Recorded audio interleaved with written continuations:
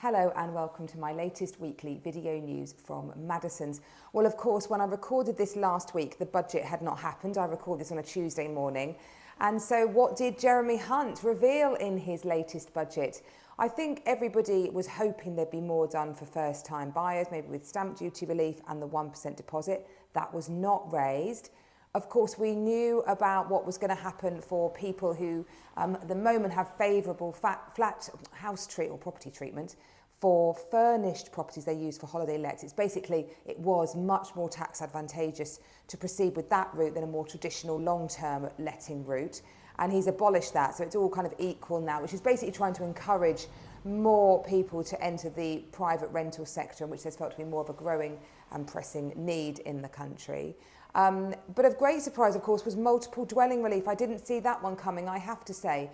So multiple dwelling relief, the reason why it was basically introduced to encourage investment into the private rental sector. So let's say an investor is looking at buying a building consisting of a block of 6 flats.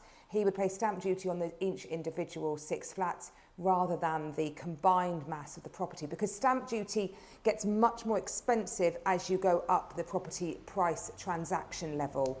So if you sit below sort of $500,000, it's relatively reasonable. If you get above $1 million, it starts to get very expensive. So in taking the average of those flats and pushing all those prices down to a more affordable level, then you didn't pay the big stamp duty that's due on big property transactions.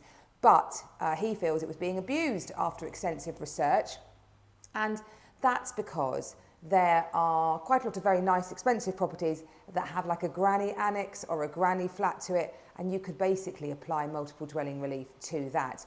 What that would mean, let's say you've got a property worth £2 million. The £2 million stamp duty on that, I did work it out before this, would be £151,250. So big chunk of stamp duty. Let's say you applied for multiple dwelling relief and were successful with that because you had an annex in that property. There were conditions about what could form an annex, but they were relatively loose. Most people would get it, to be honest.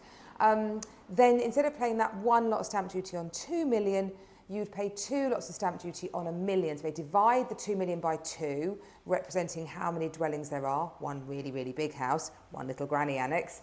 And you would pay 2 lots of stamp duty on 1 million, which would come to 82,500. So save you just under £69,000 in stamp duty. And arguably, people buying those big, really high value properties don't need that assistance with stamp duty. So that was where it was felt the abuse was happening.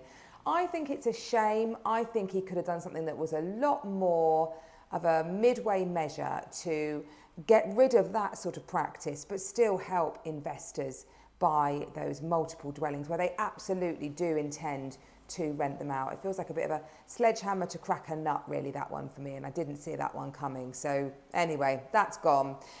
Shame. But of course, there will probably be some help for first-time buyers because capital gains tax has been reduced from 28% to 24%. So that's a more favourable tax treatment. There are many landlords at the moment who are probably teetering on the edge of a sale, not quite sure how to proceed, because regulations got a lot tighter, the tax incentives are closing down, and with rising mortgage rates, they're probably thinking, actually, my rent doesn't really cover my commitment. So yeah, they might be thinking of a sale, and that favourable tax treatment with possibly a Labour government coming in, and who knows what they'll do to capital gains tax, might focus energies and attention, and that will help first-time buyers because most of those, or many of those investment properties will sit at that first-time buyer end of the market. So that could really help. Of course, interesting to see that Jeremy Hunt, when he went on Robert Peston's programme to talk about the budget, refused to admit to how many second homes he owned. It's known he's got, I think, about 7 flats in Southampton, a commercial building, a property in Italy. So interestingly, there's some speculation around why that capital gains tax treatment was cut. Dreadful. Who knows? Anyway, all good fun.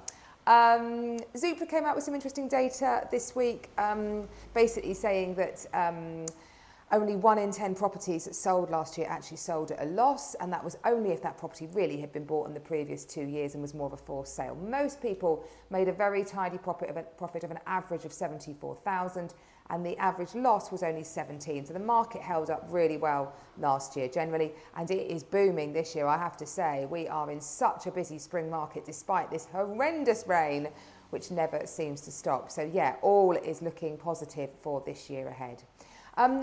I want just very quick story. Do check out the Rightmove blog. I do love their stories. They have a section Dream Properties, and you can click on that and see the most viewed properties on Rightmove. Or they do a feature every now and again on a certain theme. So for Valentine's Day, they had pink houses. For Christmas, they had Christmassy houses. So you can see some really, really great properties there.